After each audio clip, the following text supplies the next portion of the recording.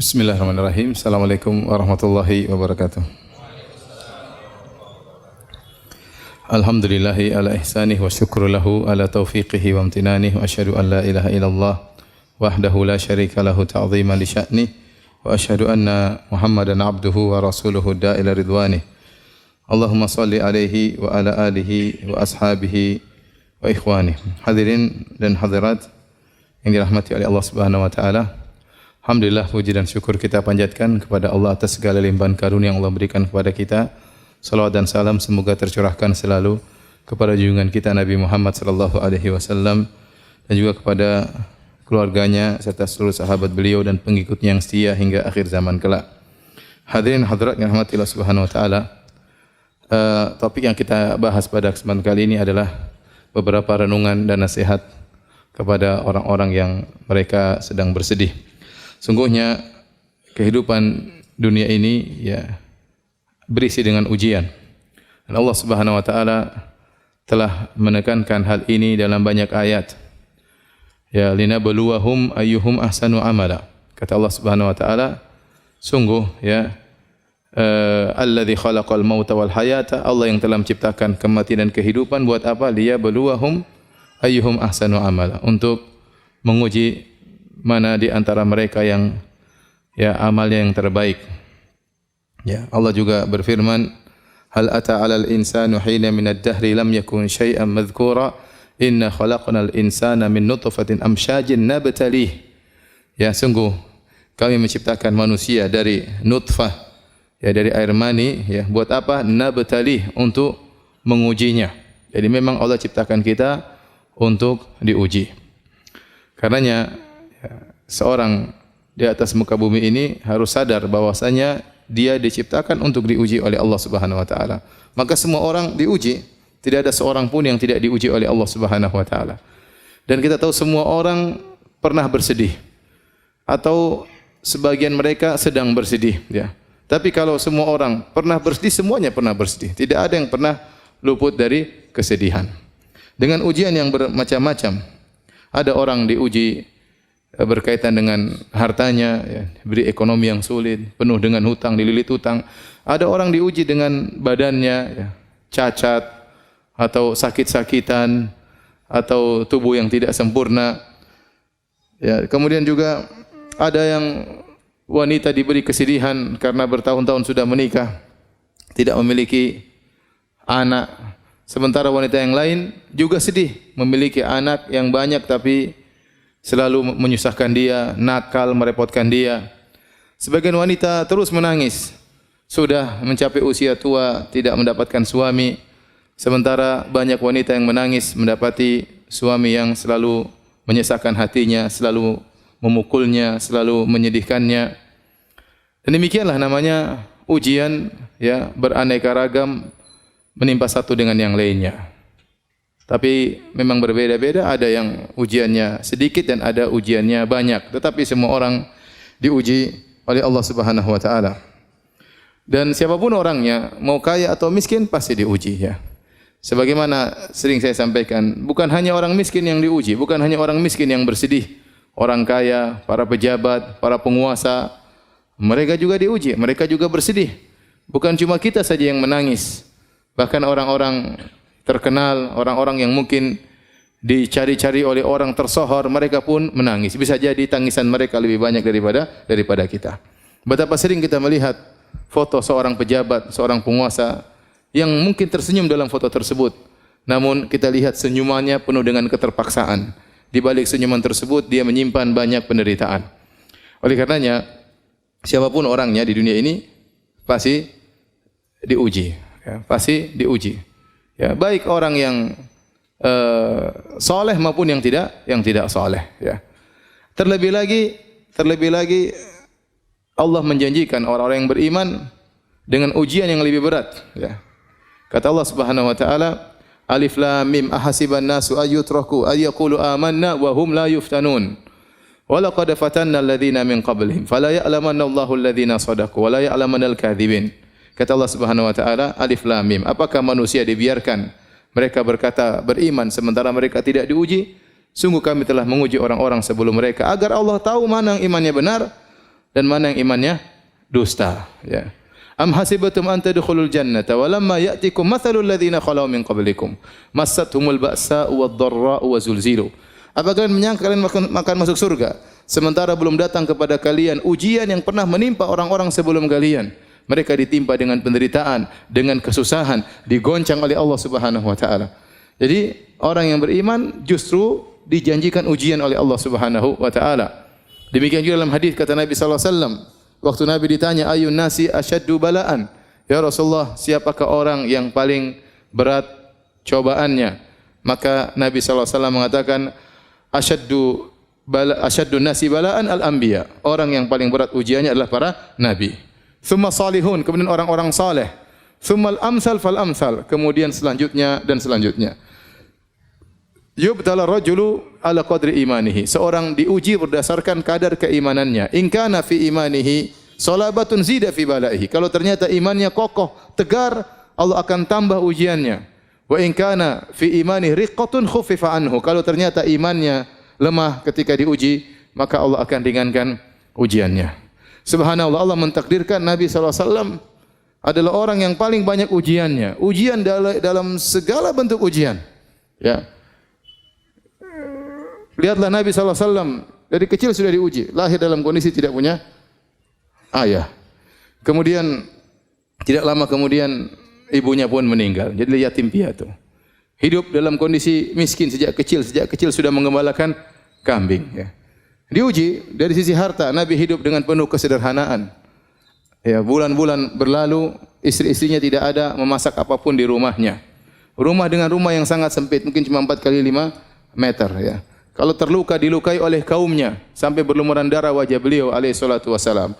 Adapun ujian penghinaan, ujian mental, maka dihina dengan berbagai macam ujian. Dikatakan pendusta, dikatakan tukang sihir, dikatakan dukun, dikatakan orang gila, ya. Dikatakan memutus silaturahmi, segala, ya, julukan yang terburuk yang ada di zaman itu ditempelkan kepada Nabi sallallahu alaihi wasallam. Kalau dikatakan ujian tentang kehilangan orang yang dicintai, maka Nabi diuji dengan meninggalnya Khadijah radhiyallahu taala anha, istri yang sangat dia cintai, yang 25 tahun hidup bersama Nabi, tidak pernah mengangkat suara di hadapan Nabi sallallahu alaihi wasallam. Bagaimana tempat curhatnya selama ini, kemudian Nabi ditinggal oleh Khadijah radhiyallahu taala anha di saat-saat Nabi lagi membutuhkan tempat untuk curhat. Tatkala itu lagi desakan kaum musyrikin, intimidasi kaum musyrikin lagi di puncak-puncaknya, tiba-tiba Allah memanggil Khadijah radhiyallahu taala anha. Kalau dikatakan apakah Nabi tidak pernah diuji dengan meninggalnya? Ya, anak-anaknya, semua anak-anak Nabi sallallahu alaihi wasallam meninggal dalam kehidupannya kecuali Fatimah radhiyallahu taala anha. Nabi punya anak 7 orang, semuanya meninggal, 6 orang di masa kehidupan Nabi sallallahu alaihi wasallam. Abdullah meninggal, Qasim meninggal, ya, Zainab meninggal, Ruqayyah meninggal, Ummu Kulsum meninggal, Ibrahim terakhir meninggal di pangkuan Nabi sallallahu alaihi wasallam sampai Nabi menangis. Nabi berkata, "Innal qalba la yahzan wa innal aina la tadma wa la naqulu illa bima yurdi rabbana wa inna bi firaqika ya Ibrahim la mahzunun." Sungguh mata ini mengeluarkan air mata, sungguhnya hati ini sangat bersedih, dan kami tidak mengucapkan kecuali kata-kata yang mendatangkan keridhaan Allah Subhanahu wa taala. Wa inna bi firaqika ya Ibrahim la mahzunun. Sungguh kami dengan kepergianmu wahai anakku Ibrahim sangat bersedih. Semua ujian dihadapi oleh Nabi sallallahu alaihi wasallam. Cuma satu mungkin saya bilang Nabi tidak diuji, yaitu Nabi tidak diuji dengan kecacatan. Kenapa? Karena beliau seorang nabi. Tidak pantas dia seorang cacat, akan menjadi bahan hinaan oleh orang-orang musyrikin, orang-orang kafir. Adapun ujian yang lain, ujian harta Nabi diuji. Ujian terluka Nabi diuji, sakit 2 kali lipat. Anas bin Malik waktu datang kepada Nabi sallallahu alaihi wasallam, kemudian dia meletakkan tangannya, maka Nabi panasnya sangat tinggi. Ya Rasulullah, innaka la tu'ak wa'kan syadidan. Ya Rasulullah, sungguhnya engkau mengalami panas yang sangat panas, ya. Kata Nabi sallallahu alaihi wasallam, ini u'ak kama yu'aku rajulani minkum. Sungguhnya aku kalau merasa demam 2 kali lipat seperti kalian.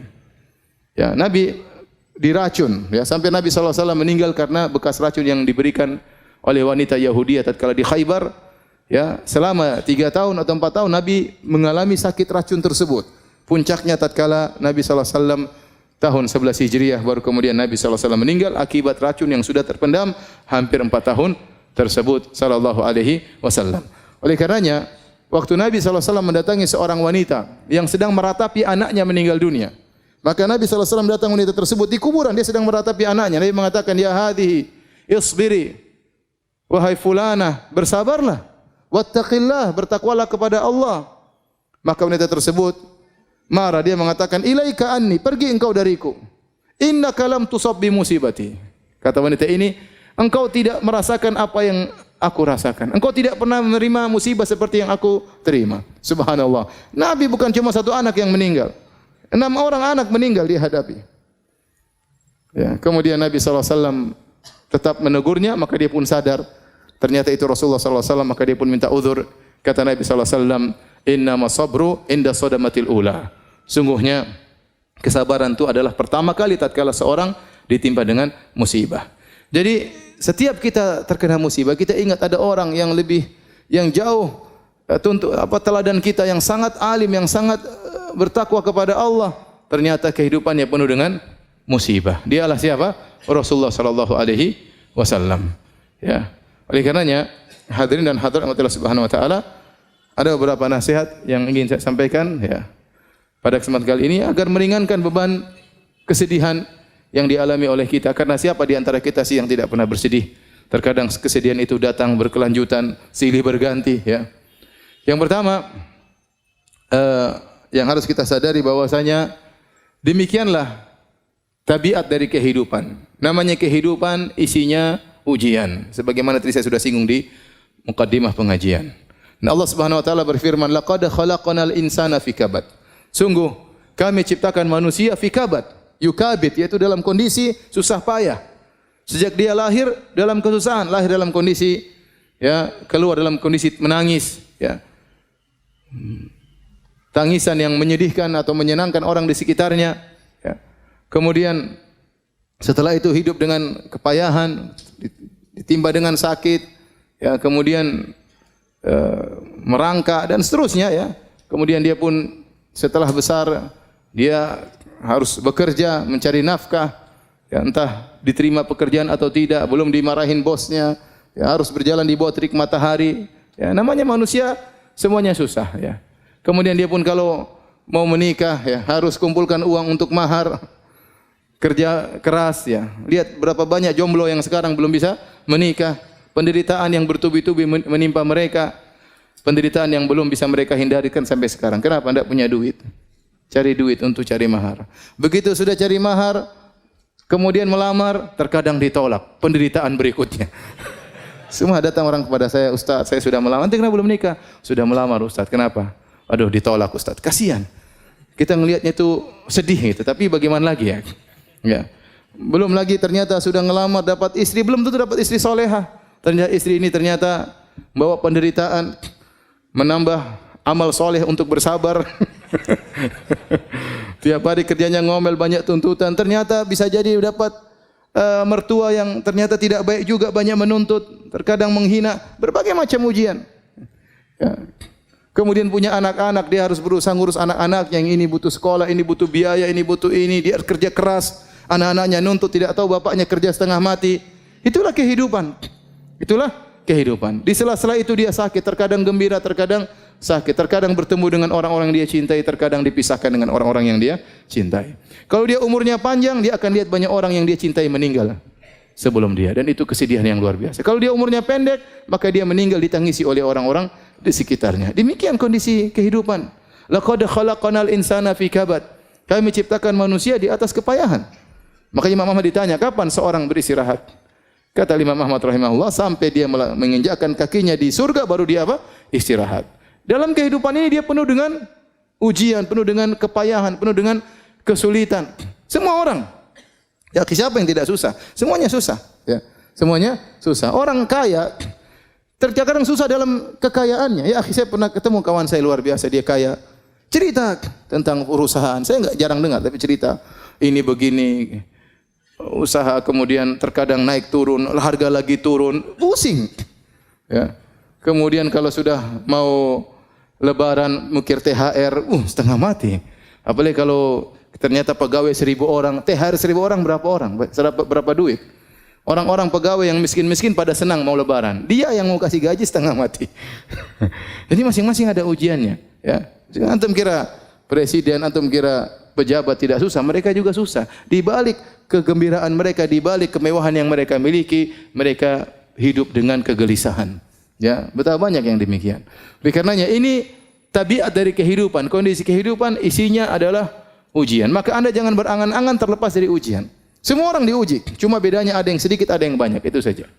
Oleh karenanya, syair yang diucapkan oleh Imam Syafi'i rahimahullahu taala, dia mengatakan mihanuz zamani katsiratun la tanqadi wa sururuhu ya'tika kal ayadi. Sungguhnya ujian kehidupan itu tidak terputus-putus kata Imam Syafi'i. Ini menunjukkan bagaimana beliau banyak diuji.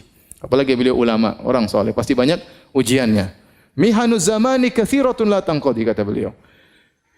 Ujian kehidupan, ujian zaman terus tidak terputus-putus. Wa sururuhu ya'tika kal a'yadi. Adapun kesenangannya datang sesekali seperti hari Eid, sesekali aja datang. Ya, oleh karenanya kita harus sadar bahwasanya ya dunia ini isinya adalah ujian. Isinya adalah ujian ya. Antum ingat ayat tersebut. Laqad khalaqnal insana fi kabad. Sungguhnya manusia diciptakan, Allah menciptakan manusia dengan kepayahan. Taib. Ini yang pertama. Yang kedua, hadirin dan hadirat yang Allah Subhanahu wa taala, ya. Ingatlah bahwasanya yang menguji kita dengan ujian ini, ya, yang menimpakan kita musibah ini adalah Allah Subhanahu wa taala. Allah Subhanahu wa taala berarti ya sengaja, ya, Allah dengan hikmahnya sengaja menimpakan musibah ini kepada kita. Allah telah memilih kita untuk diuji dengan ujian ini dan Allah tahu ujian ini pas buat kita. Allah tatkala mentakdirkan ujian ini bagi kita, misalnya seorang kehilangan anaknya, seorang kehilangan barangnya, seorang mungkin terluka, seorang mungkin harus bercerai, banyak musibah yang Allah tahu berarti memang ini pantas buat kita atau pas buat kita dan kita memang bisa untuk menghadapinya. Maka seorang ridha dengan keputusan Allah Subhanahu wa taala. Apalagi seorang tahu bahwasanya yang menentukan, mentakdirkan adanya musibah ini adalah Arhamur Rahimin. Adalah zat yang Maha Pengasih lagi Maha Penyayang. Yang lebih sayang kepada dia daripada seorang ibu kepada anaknya. Ya. Lallahu arhamu bi ibadihi min hadhihi bi waladiha. Allah lebih sayang kepada hamba-hambanya daripada seorang ibu terhadap anaknya. Jadi kalau Allah kasih kita musibah, kasih kita ujian, ya udahlah. Ini berarti memang Allah sudah takdirkan. Dan Allah memilih buat kita ujian tersebut, berarti kita sebenarnya sanggup untuk menghadapinya. Karena Allah telah berfirman, la yukallifullahu nafsan illa wusaha. Allah tidak memberi luar kemampuan. Jadi kalau kita berusaha, bersabar, berdoa, tegar, insya Allah kita bisa menghadapi ujian ini. Dan ini memang pas, kadarnya sesuai yang Allah kehendaki. Ini dia ujiannya sekian, kadarnya sekian. Makanya dari hadis yang sudah saya sebutkan, Allah memberi ujian kepada seorang hamba. In kana fi imanihi salabatun zida fi balaihi. Kalau ternyata imannya kokoh, Allah tambah. Berarti Allah memberi ujian sesuai dengan kadar yang pas buat kita. Maka seorang begitu diuji, sabar. Sabar, dia tahu bahwasanya ini adalah ujian yang memang harusnya bisa dia hadapi. Kemudian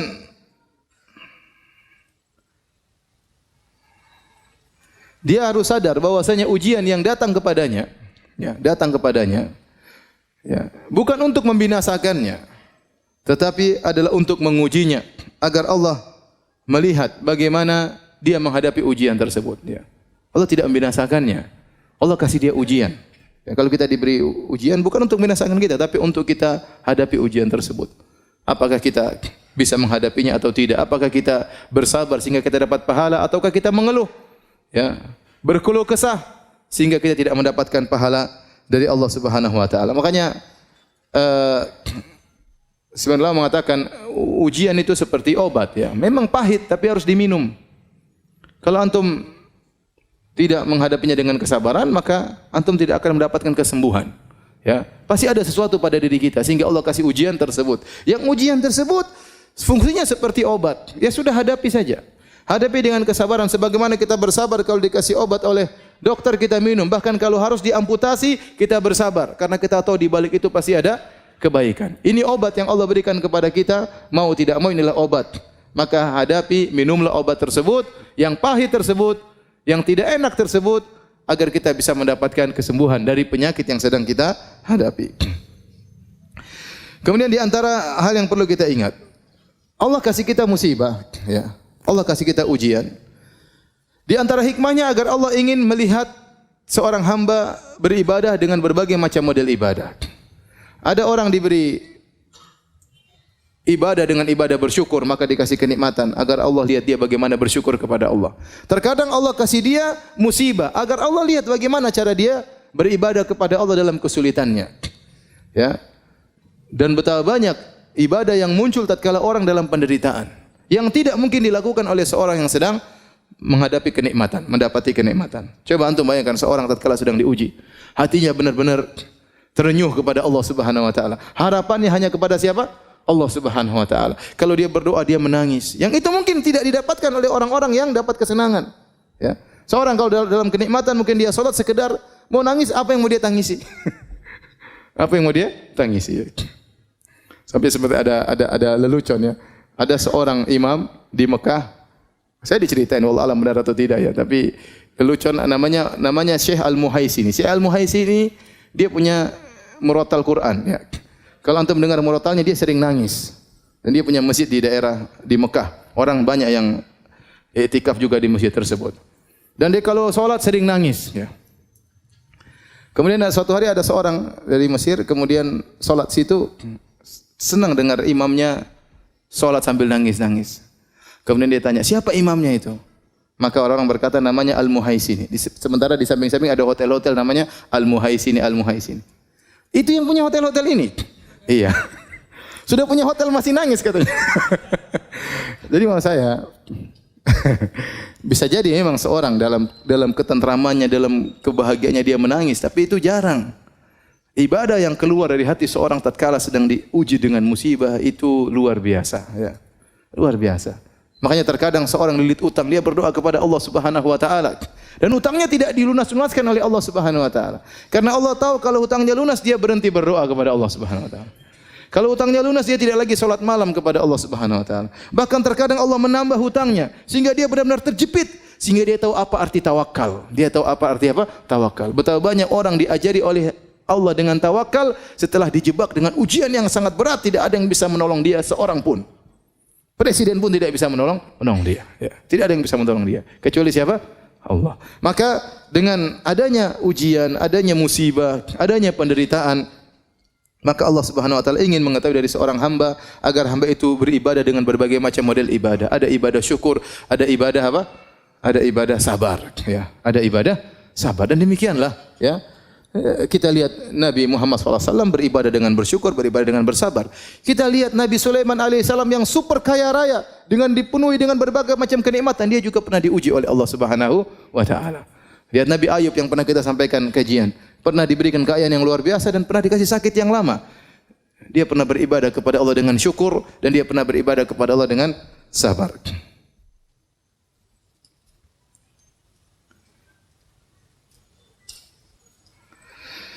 Kemudian ingat, jika Anda diuji oleh Allah Subhanahu wa taala, Anda bersabar, maka sungguhnya Anda dalam kebaikan. Anda masih dalam kebaikan. Kapan Anda tidak dalam kebaikan? Kalau Anda mengeluh, kalau Anda meronta, kalau Anda protes kepada Allah Subhanahu wa taala. Nabi SAW bersabda, "Ajaban li amril mu'min, inna amrahu kullahu khair." Sungguh menakjubkan perkara seorang mukmin. Sungguhnya perkaranya seluruhnya adalah kebaikan. Seluruhnya kebaikan. Wa laisa dzalika li ahadin illa lil mu'min. Dan ini tidak mungkin kecuali hanya kepada seorang mukmin. Seorang mukmin yang selalu dalam kondisi baik. Dan ini tidak mungkin dilakukan kecuali oleh seorang mukmin. In asabatu sarra syakara fakana khairal lahu. Kalau dia mendapati kesenangan-kesenangan maka dia bersyukur dan ini baik baginya. Wa in asabathu dharra, dan jika dia diuji dengan penderitaan, sabara, maka dia bersabar. Fakana khairal lahu, dan itu baik baginya. Oleh karenanya, jika Anda sedang diuji sementara Anda bersabar, sungguhnya Anda dalam lautan kebaikan. Kebaikan terus mengalir, argo kebaikan terus berjalan karena Anda sedang dalam kesabaran sebagaimana ya yang dijelaskan dalam hadis tersebut.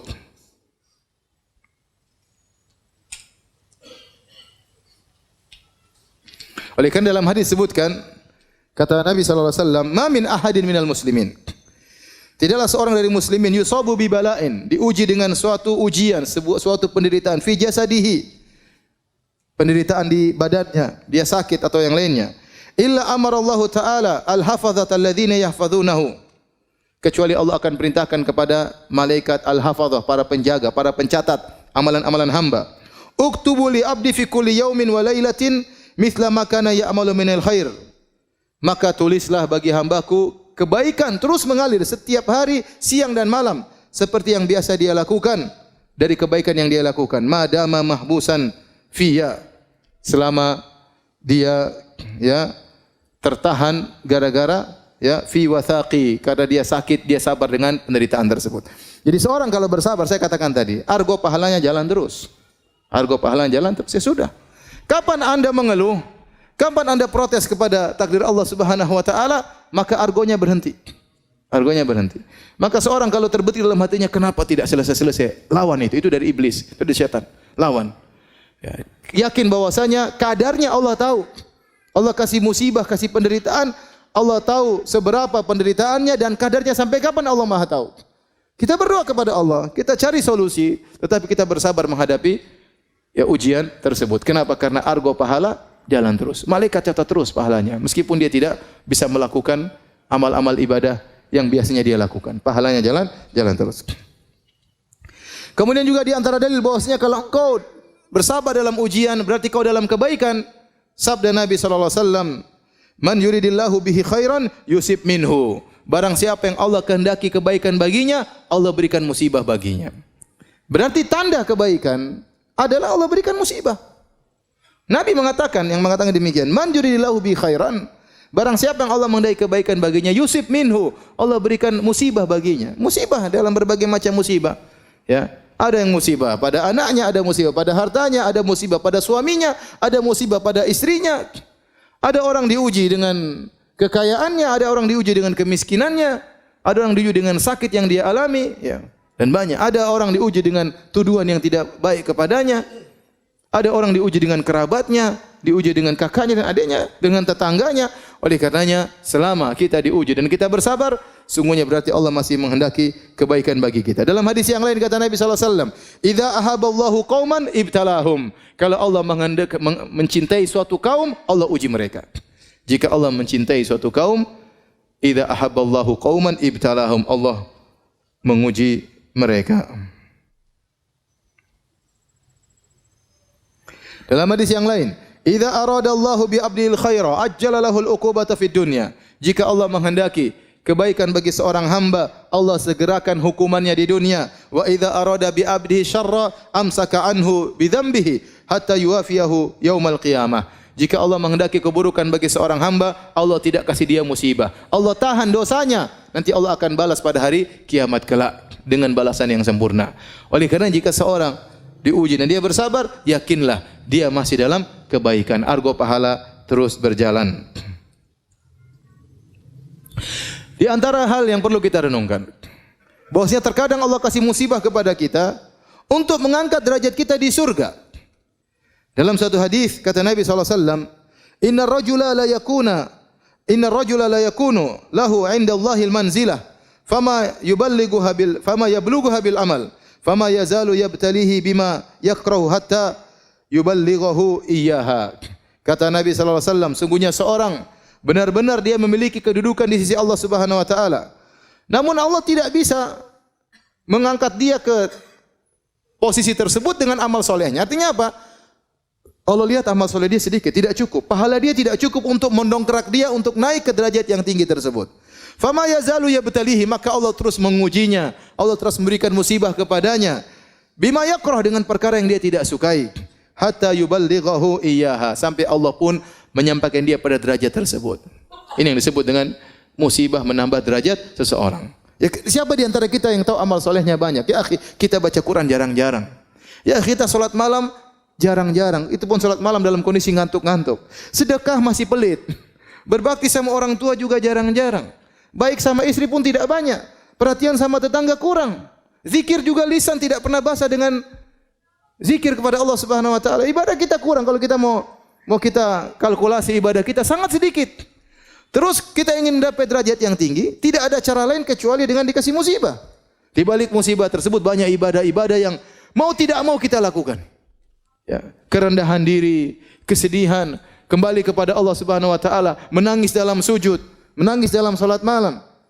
Ternyata dengan dikasih musibah tersebut, pahala kesabaran seorang hamba mengangkat dia pada derajat yang tinggi. Kalau dengan amal saja dia tidak mampu. Inilah maksud dari hadis tersebut. Dalam riwayat yang lain, kata Nabi SAW, Innal abda idza sabaqat lahu minallahi manzilatun falam yablugha bi amalin ibtalahu Allahu fi jasadihi. Sungguhnya seorang hamba jika telah tercatat ya bahwasanya dia punya kedudukan di sisi Allah dan dia tidak bisa sampai pada kedudukan tersebut dengan amal dia, maka Allah akan mengujinya pada jasadnya. Au malihi, atau Allah akan mengujinya pada ekonominya, pada hartanya. Au fi waladihi, atau Allah akan mengujinya pada anaknya. Subhanallah. Mungkin dia diuji pada jasadnya, mungkin terluka, mungkin sakit, mungkin celaka. Atau diuji pada hartanya, mungkin usahanya gagal, mungkin kerugian, mungkin uangnya dicuri, mungkin uangnya dirampok, mungkin ada yang hilang. Au fi waladihi, mungkin anaknya yang sakit, mungkin anaknya meninggal. Subhanallah. Allah kasih ujian kepada dia. Tsumma sabbarahu ala dzalik. Kemudian Allah bikin dia bersabar atas ujian tersebut. Hatta yuballighahul manzilata allati sabaqat lahu min Allah. Sampai Allah pun menaikkan dia, mendongkrakkan dia, didongkrak sampai pada posisi yang sudah tercatat baginya di sisi Allah Subhanahu wa taala. Jadi seorang tatkala diuji ingat hal ini. Amalan saya masih sedikit. Bisa jadi ujian inilah yang meninggikan derajat saya. Kemudian di antara hal yang perlu dia ingat tatkala dia sedang bersedih diuji dengan ujian, ingatlah bahwasanya ujian tersebut sebagai kafarah, menghilangkan dosa-dosanya. Menghilangkan dosa-dosanya. Kata Nabi SAW, "Ma yusibul muslim min nasabin wala wasabin wala hammin wala hazanin wala adhan wala ghammin hatta syaukata yushakuha illa kafarallahu biha min khatayahu." Kata Nabi SAW, tidaklah suatu pun menimpa seorang muslim, baik keletihan, bahkan keletihan, baik nasabin, keletihan, baik wasab, sakit apapun, sampai demam, ya, sampai demam. Kata Nabi SAW, la tasubbi al-humma, jangan engkau mencela demam. Fa innaha tudhibu khataya bani Adam kama yudhibul kir khabathal hadid. Sungguhnya demam itu menghapuskan dosa-dosa seorang anak Adam sebagaimana alat pandai besi menghilangkan karat dari besi. Jangan mencela penyakit, jangan mencela demam, kata Nabi sallallahu alaihi wasallam. Jadi seorang letih, seorang sakit, ya, wala hazanin, kemudian juga kesedihan yang menimpanya, ya, sampai wala hammin, ya, ham itu kekhawatiran tentang di kemudian hari, gimana nanti besok, bagaimana lusa, bagaimana tahun 2000 sekian, bagaimana anak saya kalau sudah besar. Kekhawatiran ini pun ini kesedihan. Kalau hazan, kesedihan tentang masa lalu. Kalau hammin, kegelisahan, kesedihan tentang masa depan yang dikhawatirkan. Ini juga menghapuskan dosa-dosa. Wala adzan, dan juga gangguan orang yang orang berikan kepada dia dizalimi, dia diganggu, dikata-katain, dituduh yang tidak digibahi. Ini semua penghapus dosa. Wala ghammin, kegelisahan. Seorang muslim terkadang tidak jelas, tahu-tahu dia gelisah, tahu-tahu ada hatinya lagi tidak tentram, tidak tahu kenapa. Ketahuilah itu penghapus dosa-dosa. Wala syauka yushakuha, bahkan duri yang mengenai tubuhnya, kecuali Allah akan menghapuskan dosa-dosanya. Maka seorang bersabar, ya, tatkala, ya, diberi ujian oleh Allah Subhanahu wa taala. Ya, sampai dalam hadis disebutkan sampai dia diuji oleh Allah terus, diuji oleh Allah terus sampai dia berjalan di atas muka bumi tidak ada dosa sama sekali. Berjalan dengan santai, tidak ada satu dosa pun yang ada di tubuhnya. Kenapa? Selama ini dia bersabar tatkala diuji oleh Allah Subhanahu wa taala. Terkadang orang, ya ikhwan, diuji dengan berbagai macam ujian, dari ujian satu ke ujian yang lain. Dan itu yang dialami oleh Nabi sallallahu alaihi wasallam. Terkadang orang dikasih uji dengan satu ujian. Karena kalau Allah tahu dia mampu menghadapi ujian ini. Kalau dikasih ujian lain mungkin dia tidak mampu. Ya sudah, Allah kasih dia misalnya kesulitan ekonomi terus sampai dia meninggal dunia. Itu ujian yang bisa dia hadapi. Dia sabar. Ada orang dikasih misalnya cacat atau dikasih sakit. Ujian terus bertahun-tahun sampai dia meninggal dunia. Allah tahu ini ujian yang bisa dia hadapi. Inilah yang bisa mengangkat derajatnya. Ini yang bisa menghapuskan apa? Dosa-dosanya. Ya akhi, sekarang kita banyak dosa. Saya sering sampaikan kalau zaman dahulu orang ingin tidak berdosa gampang. Tinggal dalam rumah tidak berdosa. Sekarang dalam rumah juga berdosa. Sendirian juga berdosa. Selama pegang HP berdosa. Kalau internet mati baru tidak berdosa. Kamu internet mati, apa yang mau dilihat? Enggak ada. Mau gibah enggak ada teman gibah kalau sendirian. Mau dengar berita gibah pun tidak bisa. Ya. Mau tulis status komentar sana komentar sini pun tidak bisa. Mau riak dengan status enggak bisa. Sudah. Tapi sekarang dimanapun seorang bisa bermaksiat. Selama sinyal masih nyala bisa bermaksiat. Nah, ini kesempatan Allah kasih ujian menghapuskan dosa-dosa kita. Kita tidak minta kepada Allah, ya Allah ujilah saya. Jangan. Kata Nabi SAW, la tatamannau liqa'al adu. Jangan kalian berangan-angan untuk bertemu dengan musuh. Fa idza laqitumuhum fasbiru, fasbutu. Kalau ketemu dengan musuh sabar. Kita tidak minta diuji, tapi kalau Allah kasih ujian kita bersabar. Karena ujian tersebut menghapuskan dosa-dosa. Ujian apapun ya, ujian apapun. Sedih, gelisah, kekhawatiran, takut, jengkelan ya. Pulang ke rumah diomelin istri, itu menghapus dosa-dosa. Alhamdulillah. Kenapa Mas? Alhamdulillah. Bilang Mas, alhamdulillah. Semua omelanmu, semua teriakanmu menghapuskan dosa-dosaku. Kalau aku bersabar ya. Kalau enggak bersabar tambah dosa. Coba ini tadi hadisnya. Ma yazalul bala'u bil mu'min. Senantiasa ujian menimpa seorang mukmin wal mu'minah dan juga seorang wanita mukminah fi nafsihi wa waladi wa malihi. Allah kasih ujian ini berganti-ganti ujiannya. Bayangkan, senantiasa ujian menimpa seorang mukmin atau seorang mukminah fi nafsihi, pada badannya, pada hatinya sakit, sedih. Waladihi, mungkin diganti lagi pada anaknya. Wa malihi, anaknya sudah, hartanya juga kena. Hatta yalqallaha ta'ala wa ma alaihi khati'ah, sampai dia bertemu dengan Allah tidak ada satu dosa sedikit pun yang dia bawa. Ini menunjukkan musibah ya, menghapuskan dosa-dosa.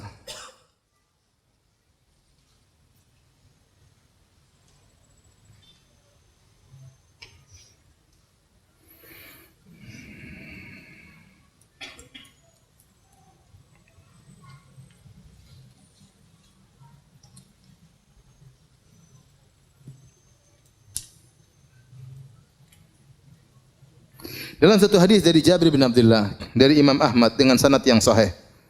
Innal humma ista'dzanat ala Rasulullah sallam. Demam datang menemui Nabi sallallahu alaihi wasallam, minta izin kepada Nabi sallallahu alaihi wasallam. Ini kekuasaan Allah. Datang demam. Kemudian Nabi bertanya, "Man hadhihi?" Siapa ini yang minta izin? Kata demam Ummu Mildam, dan itulah kunyahnya demam, humma.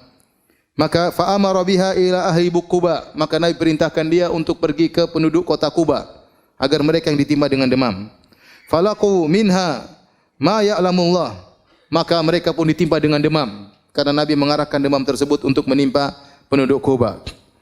Fasyaku dzalika ilaihi. Maka mereka pun mengeluh kepada Nabi sallallahu alaihi wasallam, "Ya Rasulullah, kami ditimpa demam." Mereka sakit penduduk kota Quba. Di Madinah dan Quba ya. Penduduk kota Quba.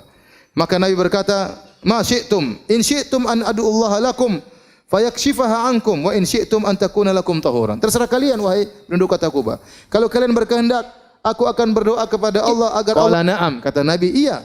Qalu fada'ha, kata mereka, biarkan demam tersebut menimpa kami. Jadi demam menghilangkan apa? Dosa-dosa. Demam menghilangkan dosa-dosa. Hadis ini disahihkan oleh Syekh Albani rahimahullahu taala. Oleh karenanya bukankah kalau kita menyungguh orang sakit, apa yang kita katakan? Tahur insyaallah. Tahur insyaallah. Ya, membersihkan dosa-dosa. Insyaallah di situ tahqiq untuk menunjukkan pasti membersihkan dosa-dosa jika Anda bersabar. Ya. Untuk menunjukkan pemantapan, tahur insyaallah. Ini penyakit yang menimpamu akan menghilangkan dosa-dosamu jika engkau bersabar.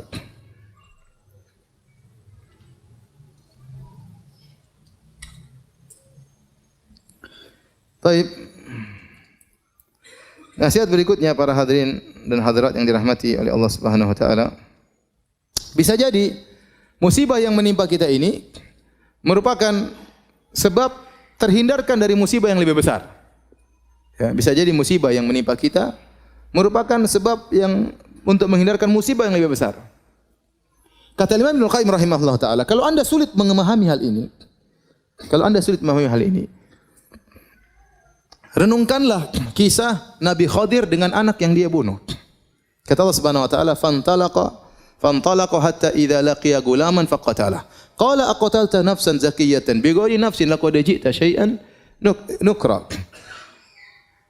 Waktu Nabi Khadir jalan Nabi Musa ketemu dengan seorang anak, kemudian dengan wahyu dari Allah maka Nabi Khadir pun membunuh anak tersebut. Nabi Musa mengingkari. Bagaimana kau bisa membunuh seorang anak yang tidak punya salah sama sekali? Kalau dia bunuh orang kita boleh bunuh, dia enggak punya salah. Maka kemudian di belakangan Nabi Khadir menjelaskan, ya. Fa ammal ghulamu fa kana abawahu mu'minaini fa khashina ay yurhiqahuma tughyana wa kufra. Fa aradna ay yubdilahuma rabbuhuma khairan minhu zakatan wa aqraba ruhma. Ya. Sungguhnya anak yang saya bunuh tersebut tentu menyedihkan kedua orang tuanya atau tidak? Menyedihkan kedua orang tuanya. Anaknya meninggal dunia. Tapi kata Nabi Khadir, sungguhnya anak ini kalau dia besar, dia akan menjerumuskan kedua orang tuanya ke dalam kekufuran. Dia akan menjerumuskan kedua orang tuanya ke dalam kekufuran. Maka kami ingin anak ini diganti. Maka anak ini meninggal dan itu musibah. Kemudian Allah menggantikan dengan anak yang lebih baik. Ini dijadikan barometer Ibnu Qayyim rahimahullah taala. Kalau Anda tidak bisa memahami musibah itu bisa menghilangkan musibah yang lebih besar, maka renungkanlah apa? Kisah ini. Renungkanlah kisah ini. Contoh kisah lain disebut oleh para ulama tentang Ahad Qadat Ubaidillah bin Ziyad. Salah seorang panglimanya Ubaidillah bin Ziyad. Tahu siapa Ubaidillah bin Ziyad? Ubaidillah bin Ziyad ialah panglima atau yang telah membunuh, yang memimpin untuk membunuh siapa? Al-Husain. Al-Husain bin Ali bin Abi Thalib radhiyallahu taala anhuma dalam bencana Karbala. Waktu dia naik di atas rumahnya, seorang panglima dari anak buah Ubaidillah bin Ziyad yang biasanya memimpin peperangan, dia naik di atas atap al-Sata kemudian dia jatuh sehingga kakinya dua-duanya patah. Maka dia dijunguk oleh seorang ulama yang bernama Abu Kilabah, muridnya Anas bin Malik radhiyallahu taala anhu. Maka dia mengatakan, insyaallah lebih baik, ya. Insyaallah ini lebih baik yang Allah takdirkan bagi engkau. Maka dia bilang, apa yang lebih baik daripada kedua kaki patah? Dia tidak tahu. Kemudian 3 hari berikutnya tiba-tiba datang surat panggilan dari Ubaidillah bin Ziyad agar dia memerangi peperangan untuk membunuh atau untuk mencegah Husain bin Ali bin Abi Thalib. Akhirnya datanglah utusan tersebut, dia berkata, lihatlah bagaimana saya mau berangkat sementara kedua kaki saya apa? Patah. Akhirnya tidak jadi dia. 11 hari kemudian datang kabar Husain telah terbunuh. Dia bilang, rahimallahu Abu Kilabah. Semoga Allah merahmati Abu Kilabah. Benar nasihatnya. Seandainya saya tidak jatuh, saya akan pimpinan perang untuk membunuh siapa? Al-Husain. Kita tidak tahu, subhanallah. Bisa jadi musibah tersebut ada musibah yang lebih besar yang Allah hindarkan dari kita dengan terkena musibah kecil tersebut. Sebagaimana kisah yang sering saya sampaikan tentang seorang raja yang memiliki wazir, menteri yang selalu mengatakan al-khair khiratullah, yang terbaik adalah pilihan Allah Subhanahu wa taala. Kisah ini sering disampaikan oleh para ulama, saya tidak tahu akan kesahihannya. Ia seorang menteri yang selalu berkata yang terbaik pilihan Allah Subhanahu wa taala. Setiap ada orang terkena musibah dia datang, yang terbaik pilihan Allah Subhanahu wa taala. Orang terkena musibah, yang terbaik pilihan Allah Subhanahu wa taala. Sampai akhirnya sang raja tangannya terputus karena terpotong, dia datang kepada sang raja, dia berkata, yang terbaik pilihan Allah Subhanahu wa taala. Maka raja pun marah. Apa yang terbaik? Tangan saya putus, jari saya putus, kau bilang yang terbaik. Masukkan ini menteri dalam penjara. Begitu dimasukkan di penjara, dia mengatakan yang terbaik pilihan Allah. Saya di penjara pun adalah yang terbaik. Suatu hari sang raja kemudian sedang berburu dengan menteri-menterinya, kemudian mereka berburu, kemudian mereka berburu, keasyikan berburu sampai keluar daripada daerah kekuasaannya. Sampai akhirnya dia terjebak ke suatu kaum yang mereka menyembah berhala atau menyembah arwah, dan mereka ingin menangkap orang supaya dikurbankan kepada sesembahan tersebut. Akhirnya sang raja ditangkap dengan pengawal-pengawalnya, semua ditangkap dan semuanya dibakar atau dipanggang atau dibunuh untuk arwah mereka. Ketika sang raja ingin dibunuh, tiba-tiba ada seseorang dari penyembah berhala tersebut berteriak, ini tidak pantas orang ini untuk disembahkan kepada Tuhan kita. Kenapa? Tangannya ada yang cacat jarinya. Yang cacat tidak boleh. Seperti kambing, kalau ada kambing yang luka, tidak boleh. Ada kambing yang buta, tidak boleh. Ini tidak cacat untuk jadi korban. Kalau korban harus orang yang tidak boleh cacat. Akhirnya raja tersebut disuruh pulang dan dia selamat gara-gara jarinya yang putus. Maka dia ingat perkataan menterinya, benar perkataan menteriku, yang terbaik adalah apa? Pilihan Allah Subhanahu wa taala. Maka dia segera pulang ketemu menterinya, dia mengatakan, benar perkataanmu, yang terbaik adalah pilihan Allah. Terus kamu waktu di penjara, kenapa kau bilang terbaik pilihan Allah? Kata dia, kalau saya tidak di penjara, tentu saya akan ikut berburu sama Anda dan saya jadi korban. Jadi maksud saya, seorang renungkan ini kisah bisa jadi musibah, ya. mendatangkan atau menolak musibah yang lebih besar. Saya pernah dengar cerita ada seorang dia menemani orang untuk pergi ke bandara. Ya, tamu datang, kemudian dia pun menemani tamu tersebut menunggu ke bandara. Ternyata pesawat delay. Harusnya dia sudah pulang ke rumah, mungkin sudah tidur siang atau tidur malam. Saya lupa waktunya, mungkin sudah tidur malam. Namun gara-gara ngantar temannya ini, padahal dia lagi sibuk, setiap ngantar lihat jam, aduh, kok enggak. Ternyata pesawat delay dan karena dia enggak enak dia nungguin. Musibah. Waktu dia terbuang, pekerjaannya tertunda. Subhanallah, sampai akhirnya temannya tersebut berangkat, dia pulang ke rumah, ternyata rumahnya kecurian. Terus rumahnya kecurian. Ada rampok datang masuk kemudian mengambil hartanya. Kemudian dia tambah jengkel lagi. Dia bilang, "Coba ini. Itu gara-gara pesawat. Coba kalau tadi saya pulang lebih cepat mungkin saya tidak kecurian." Maka ada tetangga yang negur, "Ya akhi, ihmadillah, pujilah Allah. Apa ada perampok datang baik-baik sama ente? Kalau ente lagi di rumah mungkin ente dibunuh sekalian. Ente bersyukur yang diambil cuma harta. Nyawa ente tidak diambil oleh para perampok tersebut." Oleh karenanya seorang kalau terkena musibah, ya dia bisa jadi bisa jadi ini menolak musibah yang lebih besar. Contoh ada seorang anaknya yang dia sangat sayangi meninggal dunia. Anak ini akan memberi syafaat pada hari kiamat.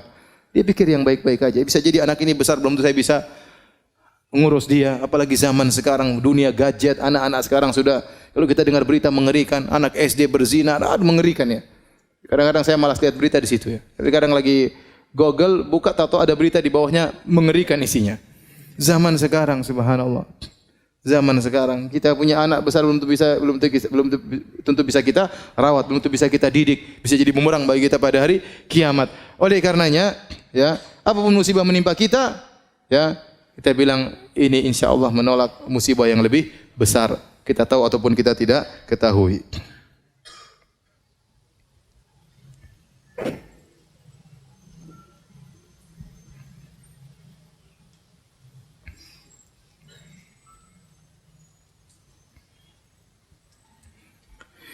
Anda ditimpa musibah oleh Allah Subhanahu wa taala agar Anda tahu bagaimana bersyukur yang benar. Terkadang seorang tidak tahu rasa syukur, nikmatnya syukur kecuali setelah dikasih apa?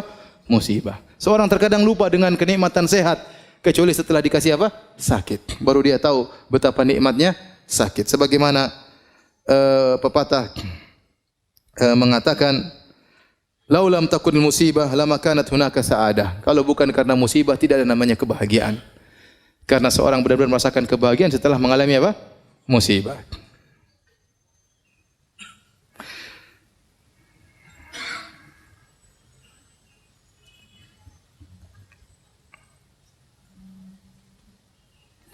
Di antara hal yang bisa meringankan seorang tatkala sedang bersedih, dia harus beriman dengan masalah takdir. Dia tahu bahwasanya seluruh yang menimpanya ini sudah ditakdirkan oleh Allah Subhanahu wa taala.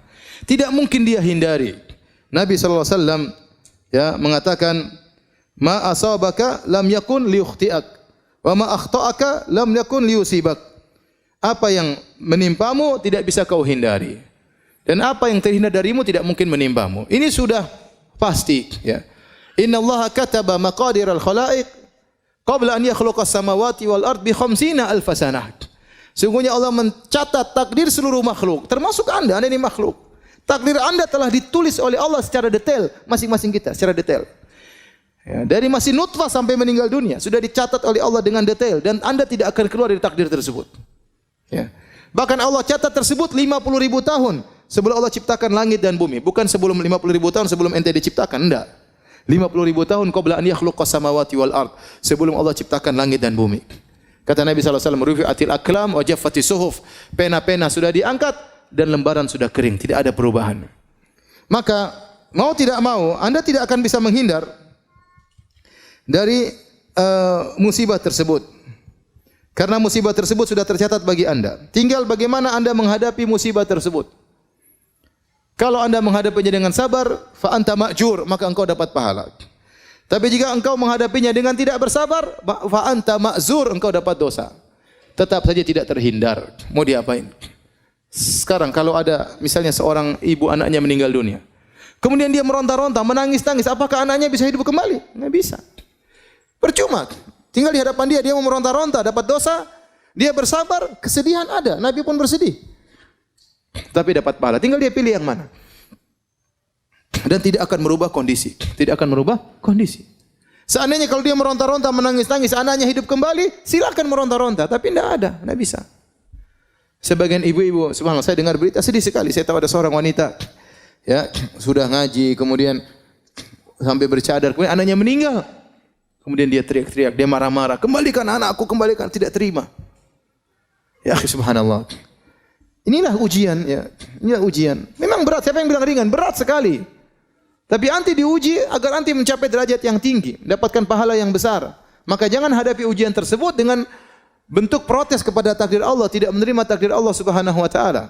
Tidak akan bisa merubah kondisi tersebut. Anti meronta-ronta, anti marah-marah, anti ngamuk-ngamuk, anti banting sini banting anu, tidak akan merubah kondisi. Oleh karenanya apa yang menimpa kita tidak mungkin kita hindari. Yakin ini sudah ditakdirkan oleh Allah Subhanahu wa taala. Mau apa lagi? Qadarullah. Makanya kalau dapat musibah bilang apa? Qadarullah, sudah. Itu langsung menenangkan hati kita. Ya sudah, mau diapain? Ya. Qadarullah, mau diapain? Ya. Kita sudah berusaha, ternyata salah. Kita sudah menjaga anak kita, kita sudah obati ke rumah sakit, kita sudah, qadarullah, mau diapain? Mau diapain? Ya. Ustaz, istri saya kurang ajar, ya sudah, qadarullah, mau diapain? Ente sudah nyari, ente sudah searching di Facebook kan? Cari yang ini, sudah verifikasi lagi, sudah semuanya. Sudah tanya semua, sudah ternyata salah Ustaz. Ya qadarullah, hadapi ujian tersebut. Mau diapain? Mau diapain?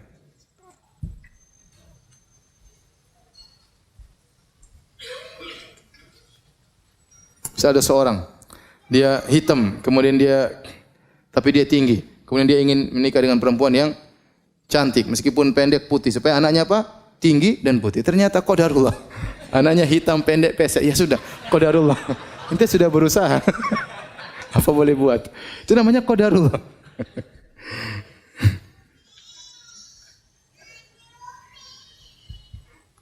Jadi yang paling mudah membuat orang sabar adalah yakin bahwasanya semuanya sudah ditakdirkan oleh Allah Subhanahu wa taala.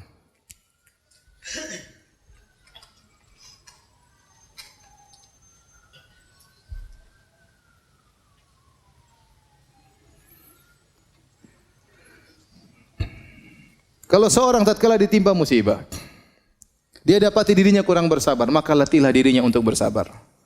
Kalau dia latih dirinya untuk bersabar, dia akan bersabar. Kata Nabi sallallahu alaihi wasallam, innamal hilmu bittahallum wa innamal ilmu bitta'allum. Ya, wa man yatasabbar yusabbirhullah. Barang siapa yang berlatih diri untuk bersabar, Allah akan buat dia sabar. Tadinya merontak, ingin memberontak, ingin berteriak, sabarkan diri. Latih diri kita. Setiap ada masalah langsung qadarullah. Inna lillahi wa inna ilaihi raji'un. Langsung ucapkan tersebut. Meskipun jengkel, meskipun marah. Itu kalimat luar biasa. Kalau kita kena musibah, kita bilang qadarullah, itu langsung buat hati kita apa? Tenang. Kita langsung bilang inna lillahi wa inna ilaihi raji'un. Semuanya kita ini milik Allah. Mobil kita, rumah kita, harta kita, anak kita semuanya milik Allah. Kalau Allah ingin ambil terserah. Inna lillahi wa inna ilaihi raji'un. Itu membuat kita benar-benar sangat mudah untuk bersabar. Maka latih diri untuk bersabar. Kata Nabi SAW, man yatasabbar yusabbirhullah. Barang siapa yang melatih diri untuk bersabar, maka Allah akan mudahkan dia untuk bersabar. Kemudian di antara hal yang membantu kita untuk mengurangi kesedihan, perbanyak berzikir kepada Allah Subhanahu wa taala. Dan ini Allah perintahkan kepada Nabi sallallahu alaihi wasallam. Ya. Fasbir ala ma yaqulun wasabbih bihamdi rabbika qabla tulu'i syamsi wa qabla ghurubiha. Kata Allah Subhanahu wa taala, sabarlah engkau wahai Muhammad atas apa yang mereka ucapkan. Mereka mengatakan engkau orang gila, engkau pemutus silaturahmi, engkau dukun. Mereka mengatakan tentang Allah yang tidak benar, yang membuat hatimu jengkel. Fasbir ala ma yaqulun. Sabarlah atas perkataan mereka.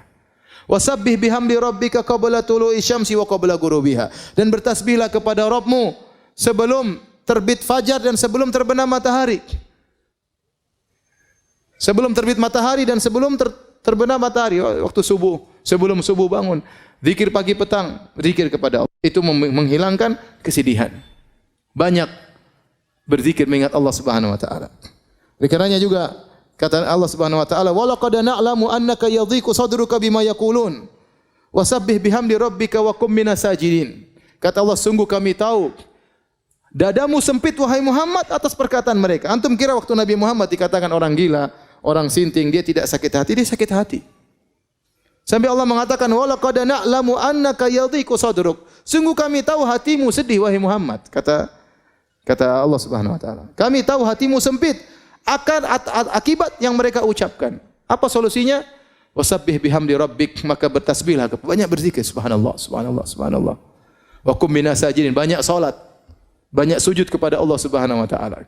Itu di antara hal yang buat kita meringankan kesedihan kita, keluhkan kesedihan kita kepada Allah Subhanahu wa taala.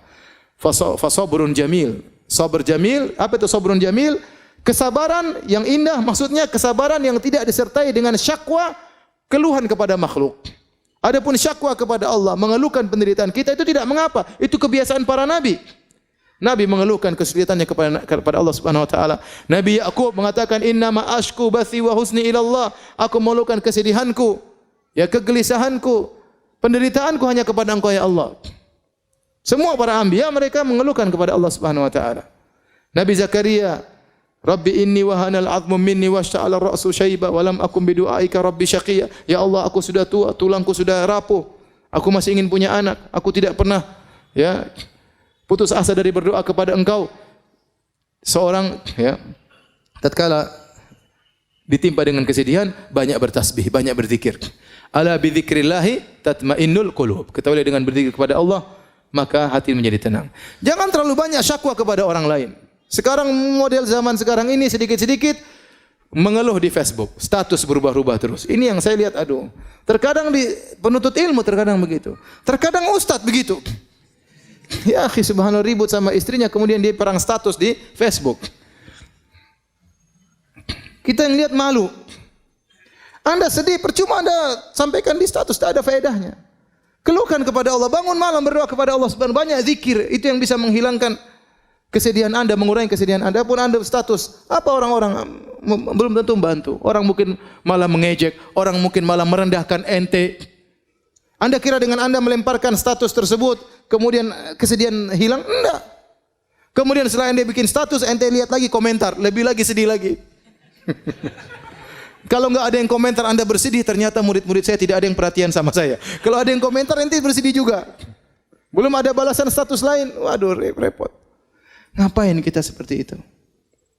Ente ingin hilang kesedihan, berzikir kepada Allah Subhanahu wa taala. Sebagian ibu-ibu seperti itu, statusnya menunjukkan penderitaan terus. Tahu-tahu status ada jantung berbentuk love terbelah dua, subhanallah. Ada apa Kenapa begini? Kenapa jantungnya terbelah dua? Menimbulkan banyak pertanyaan. Ya. Repot ya.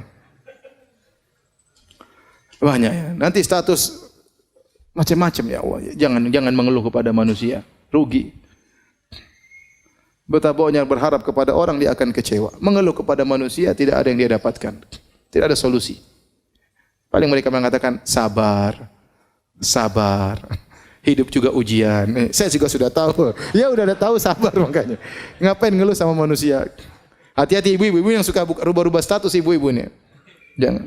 Sedikit status, foto profilnya diganti-ganti, jangan. Kalau terkena musibah, sedih, banyak berzikir, banyak baca Quran. Quran itu syifa, obat, ya. Orang kalau baca Quran, apa dalam doa Nabi sallallahu alaihi wasallam, Allahumma ya, apa namanya doa melanggasin, anta ja'al Qur'ana rabi'a sadri wa apa ya Allah, jadikan Al-Qur'an sebagai penyejuk hatiku, ya. Kemudian menghilangkan kesedihanku dan menghilangkan ya wa dhahaba gumumina wa ahzanina, menghilangkan kegelisahan, kesedihan. Di antaranya baca Al-Qur'an.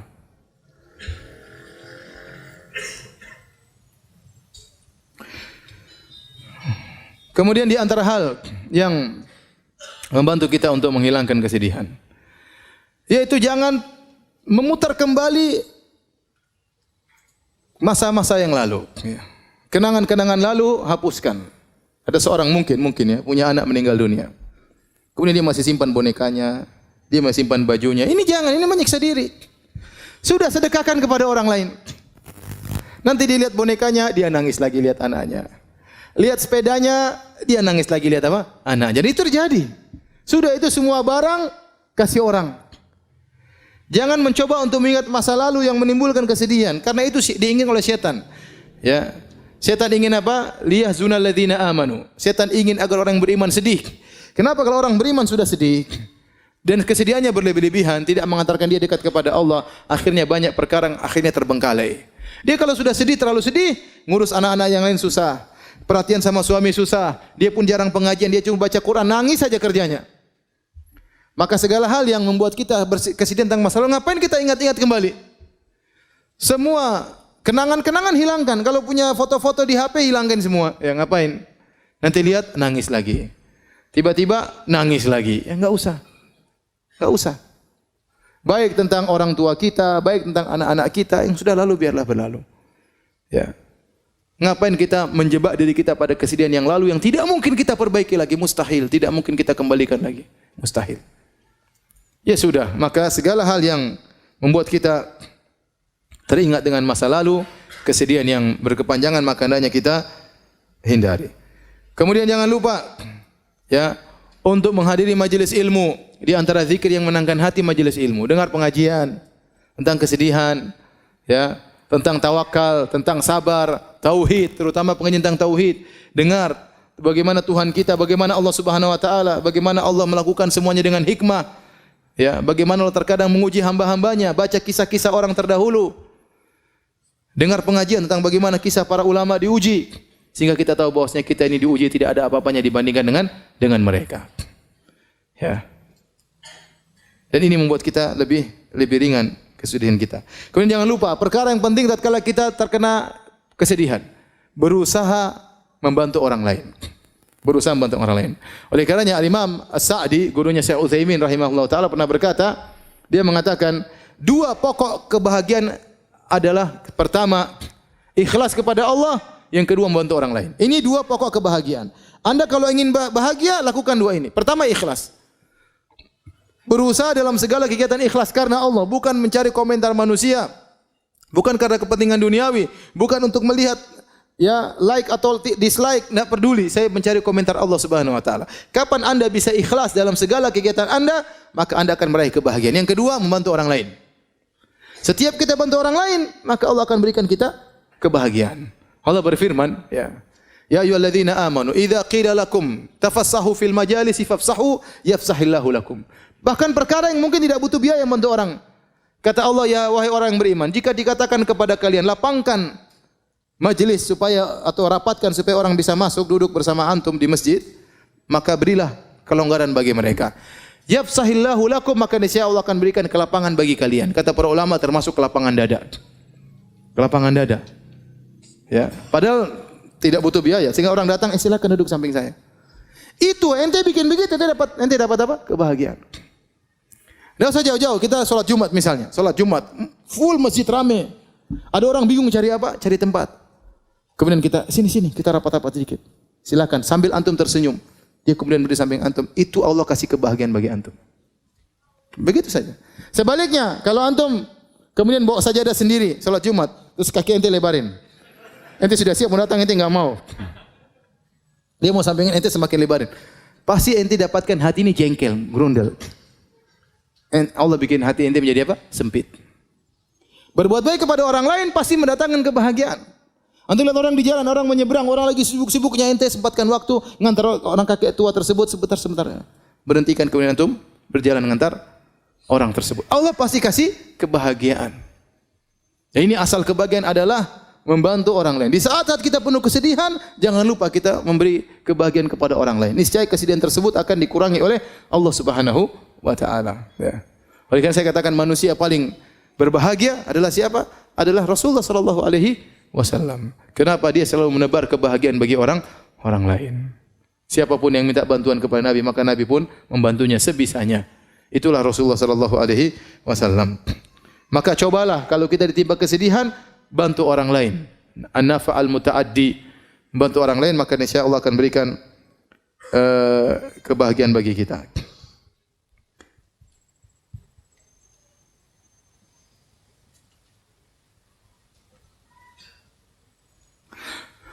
Kemudian aku lagi sedih.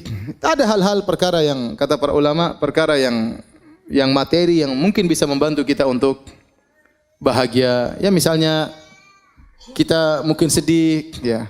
Kalau makan bakso hilang kesedihan, ya makan bakso aja enggak apa-apa. Enggak ada masalah.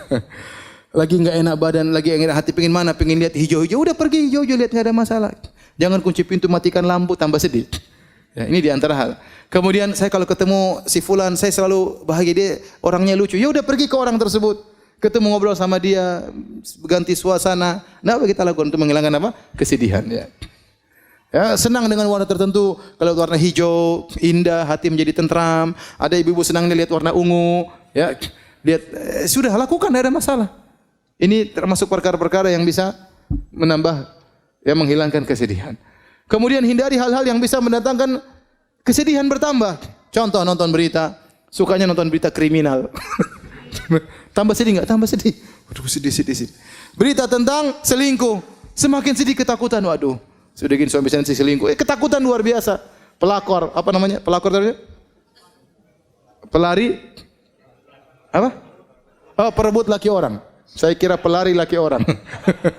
Perebut berita-berita seperti itu, akhirnya bikin gelisah, bikin sedih. Ketemu orang yang mulutnya kotor, jangan ketemu dia. Ketemu majelis-majelis ghibah, jangan. Ini bikin kesedihan semuanya. Ganti suasana, ya. Ganti suasana. Kalau punya grup ternyata isinya berita-berita enggak enak, left, tinggalkan grup. Cari grup yang lain yang bisa mendatangkan apa? Kebahagiaan. Tidak ada masalah. Itu juga di antara hal yang bisa mengurangi kesedihan. Kemudian yang terakhir, hadirin hadirat Allah Subhanahu wa taala, kalau kita terkena musibah, usahakan musibah tersebut kita ringankan dengan beberapa perkara, di antaranya ya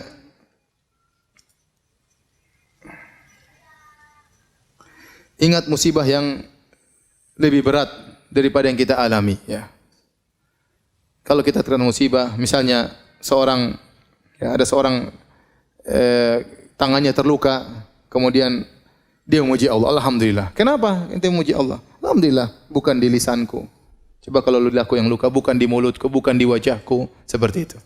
Ya. Ada seorang salaf yang kemudian kakinya luka, maka dijunguk oleh seorang, kemudian dia mengatakan, alhamdulillah, yang membiarkan dirimu masih lebih banyak daripada yang hilang. Yang hilang satu kaki, badan masih lengkap, mata masih bisa melihat, ya. Kemudian badan masih ada, ya. Masih banyak musibah yang lebih berat daripada yang kita alami. Maka dengan begitu kita menjadi lebih ringan. Seorang misalnya, maka ada seorang wanita pernah dia lagi sedih, dikasih kertas. 2. Satu kamu catat tentang apa yang diambil oleh Allah, satu kamu catat tentang apa yang Allah berikan padamu. Coba, misalnya seorang kecurian, taruhlah mobilnya dicuri sama orang. Dia isi di catatan tersebut, mobil dicuri, nilai 400 juta. Terus dia catat yang Allah berikan sama dia banyak sekali. Istri, harganya berapa istri? Mahal istri. Anak-anak ini mahal, rumah, kemudian mobil yang lain masih ada, kesehatan. Ini kalau dikalkulasikan duit banyak sekali. Iya. Banyak. Makanya di antara hal yang buat kita untuk meringankan musibah kita ingat bahwasanya nikmat yang Allah berikan kepada kita jauh lebih banyak daripada yang Allah ambil dari kita. Jauh lebih banyak. Kalau antum suruh isi kertas isi nikmat-nikmat Allah, antum tidak bakalan mampu. Terlalu banyak kenikmatan tersebut. Nikmat bisa masih mengaji, nikmat masih bisa ke masjid, nikmat masih bisa dengar pengajian, nikmat masih bisa baca Al-Quran, nikmat masih bisa sujud, nikmat masih bisa melihat berbagai keindahan. Diambil sebagian dari Allah, tidak apa-apa. Ya sudah, itu namanya kehidupan. Hal ini mengurangi beratnya musibah yang kita hadapi. Di antaranya melihat kepada orang-orang yang penderitaannya lebih parah daripada dia. Ya, antum lihat, ya. Kita ini masih penuh kenikmatan. Coba lihat di negara-negara lain, ya. Negara lain seperti di Suriah. Ada sampai orang mengatakan, saya ya berapa tahun lalu saya masih buka puasa sama keluarga saya, sama kakak, sama adik, sama ini. Sekarang yang satu di Afrika, yang satu di Asia, yang satu di mana, yang satu di mana, subhanallah, gara-gara perang. Semuanya tercerai-berai, ya. Oleh karenanya nikmat yang kita rasakan sangat luar biasa. Sekarang kita di Indonesia, masya Allah, mau dakwah di mana-mana masih bisa pengajian, ketemu tetangga juga masih bisa. Alhamdulillah masih banyak kenikmatan. Orang lain masih banyak ujiannya lebih berat. Maka betapapun kita terkena musibah, pasti ada orang lebih berat daripada kita. Seorang yang misalnya dia dia tidak punya kendaraan, hanya punya sepeda. Ya lihat ke bawah, masih banyak orang yang tidak punya sepeda, masih jalan kaki. Lihat ke bawah lagi, masih ada orang yang tidak bisa jalan kaki, bahkan naik kursi roda, tidak bisa jalan. Ada yang tidak bisa naik kursi roda, terduduk di rumahnya, nggak bisa apa-apa. Masih ada orang yang seperti itu. Maka semakin kita lihat orang yang lebih parah daripada kita, maka insya Allah mengurangi penderitaan musibah yang kita hadapi. Kemudian kita selalu bertafaul, yaitu optimis, bahwasanya betapapun lama musibah yang kita alami pasti ada jalan keluar. Inna ma'al usri yusra. Pasti ada jalan keluar. Di balik kesulitan ada kemudahan. Namanya mendung tidak selalu mendung. Namanya musim panas tidak selalu musim panas. Akan datang musim apa? Dingin. Ya. Ya, tidak selama musim kemarau. Musim kemarau semakin parah. Penghujungnya adalah musim apa? Penghujan. Kegelapan yang semakin gelap kegelapan menuju kepada terbitnya fajar. Jadi maksud saya, kita senantiasa optimis ya. Namanya begitulah kehidupan. Nanti akhirnya kesedihan-kesedihan tersebut jadilah tinggal cerita. Dulu begini ya. Dulu begini. Ya, bahwasanya musibah tersebut tidak akan selama-lamanya. Dan itulah tabiat daripada kehidupan, datang kesedihan, datang kesenangan. Taib hadirin dan hadirat Allah Subhanahu wa taala, inilah yang bisa saya sampaikan ya. Bahwasanya tatkala kita dikasih musibah kita bersabar. Sampai ada seorang penyair berkata, sungguhnya Allah menyiapkan istana di surga. Yang istana tersebut isinya adalah kesedihan, isinya adalah kegelisahan, dipagari dengan penderitaan yang bisa masuk hanya dengan membawa kunci kesabaran. Oleh karenanya seorang ya dunia ini tidak ada yang tidak diuji, ya antum diuji, ustaz juga diuji, ujian berbeda-beda ya. Ujian berbeda-beda. Tidak ada yang tidak diuji oleh Allah Subhanahu wa taala, tinggal bagaimana kita menghadapi ujian tersebut. Terkadang ada ujian yang sama dihadapi oleh dua orang, yang satu dengan tentram, yang satu penuh penderitaan, gelisah menangis, yang satu dengan tentram menghadapinya. Kenapa? Imannya berbeda. Imannya berbeda. Padahal ujiannya sama. Wallahu a'lam bishawab. Kalau ada yang bertanya saya persilahkan.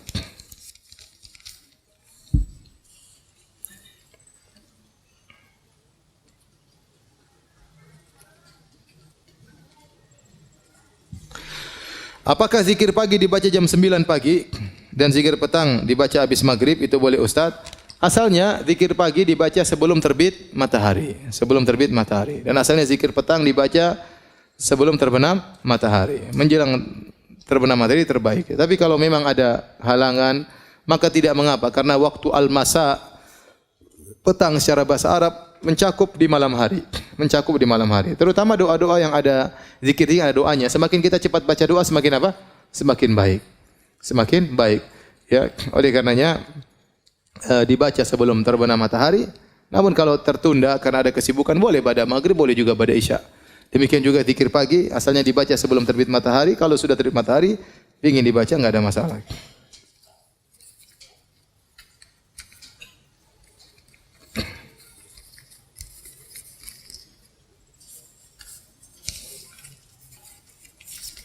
Ustaz, ada pertanyaan titipan. Apakah menikah harus dengan orang yang kita jatuh cinta kepadanya? Dan menikah apa harus menunggu lulus kuliah terlebih dahulu? Semuanya tidak harus. Kalau ditanya apakah harus kita menikah dengan orang yang kita jatuh cinta kepadanya, tidak harus. Ya, tapi kalau itu bisa, itu lebih baik. Ya. Karena kecintaan itu menambah kelanggengan kehidupan rumah tangga. Makanya disyariatkan nazar. Kenapa kita nazar? Supaya kita suka, kalau kita tertarik, baru kita menikah. Kalau kita enggak tertarik, maka sebaiknya jangan ya, karena akan mengganggu kebahagiaan kehidupan rumah tangga. Maka disyariatkanlah nazar, melihat untuk menumbuhkan rasa cinta tersebut. Tapi apakah kita harus menikah dengan orang yang kita cintai? Belum tentu. Belum tentu. Kebahagiaan tidak harus bersama dengan orang yang kita jatuh cinta kepadanya. Ya. Tapi kalau bisa kepada orang yang kita cintai itu yang terbaik. Apakah menikah harus tunggu kuliah? Tidak harus. Yang penting nanti punya modal. Betapa banyak orang menikah masih SMP sudah menikah, SMA sudah menikah. Ya, saya sampaikan saya punya kawan, dia menikah dia masih kelas 2 SMA, menikah, tinggal di rumah bapaknya. Setelah dia punya anak 2 baru kemudian dia keluar dari rumah orang tuanya. Sekarang saya tanya sama dia, berapa anakmu? Anak saya 10. Masya Allah, itu baru laki-lakinya katanya.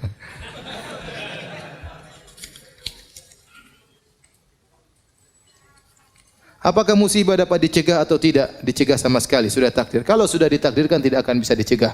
Namun selama kita tidak tahu apa takdir kita, maka kita berusaha melakukan amalan-amalan yang bisa mencegah kita dari terhalang kita dari takdir yang buruk ya. Semua sudah ditakdirkan. Tapi kita tidak tahu apa takdirkan kepada kita. Yang penting kita melakukan sebab di antara hal-halnya yang menghilangkan kita dari kesudahan yang buruk misalnya adalah berbuat baik kepada orang lain kata Nabi sallallahu alaihi wasallam. Sunaiul ma'ruf taqi masari asu, berbuat baik kepada orang lain menghindarkan dari kesudahan yang buruk.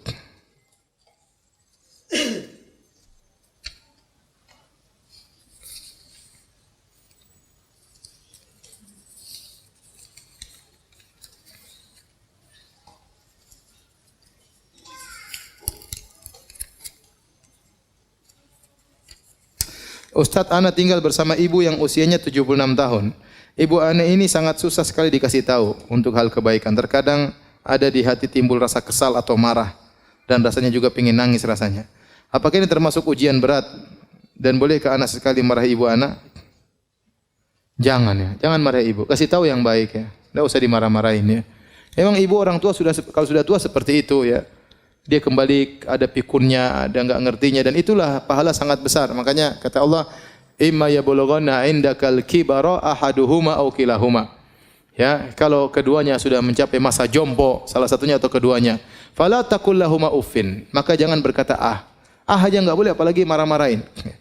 Justru di masa tua itulah pahalanya besar. Kita berbakti sama orang tua, di umur apapun orang tua kita masih 50, masih 60, masih 40, kita dapat pahala. Tapi lebih khusus, pahala yang lebih besar tatkala dia sudah mencapai masa jompo. Sudah tidak bisa berbuat apa-apa, sudah mulai pikun, di situlah butuh kesabaran. Situlah pahala sangat besar bagi bagi Anda.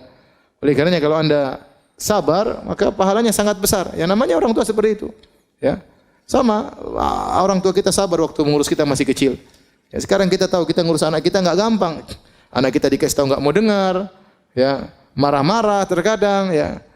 Ya, terkadang dia marahin kita, anak-anak ya begitulah. Orang tua juga nanti seperti itu. Antum juga nanti seperti itu kalau sudah tua. Oleh karenanya berusaha berbakti sama orang tua, mudah-mudahan Allah menjadikan anak-anak Anda berbakti kepada Anda.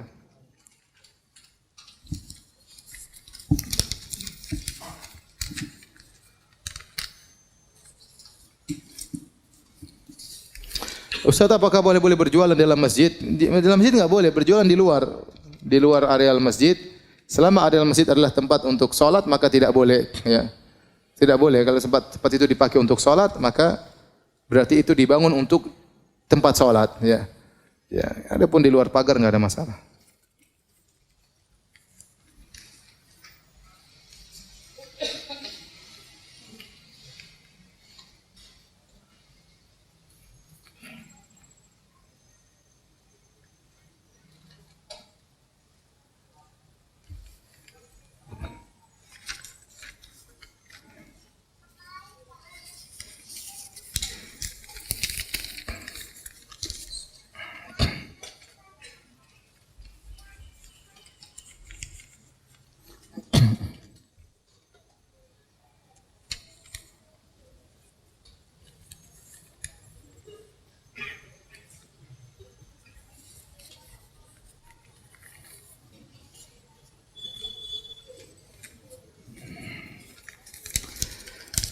Ini banyak sekali pertanyaan, susah ya. Tanya sama Ustaz yang lain.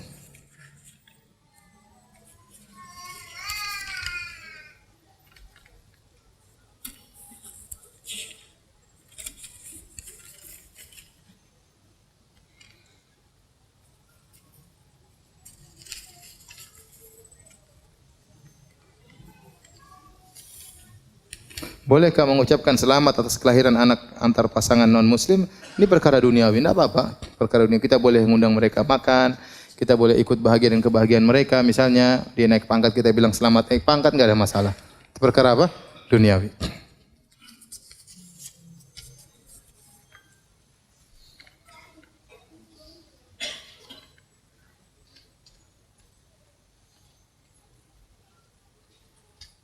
Apakah bermain face app yang memperkirakan seperti apa muka kita sekian tahun kemudian termasuk mendekati dukun?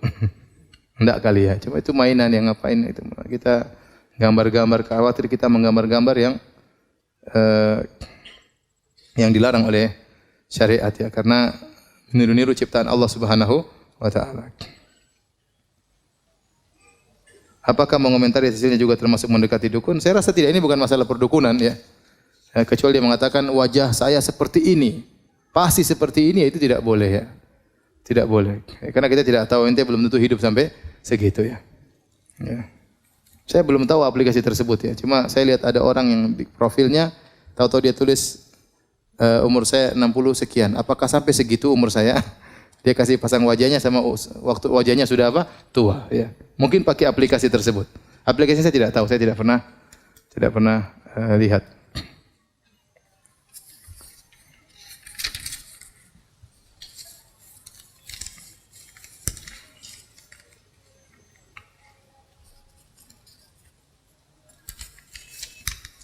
Oh, panjang-panjang semuanya.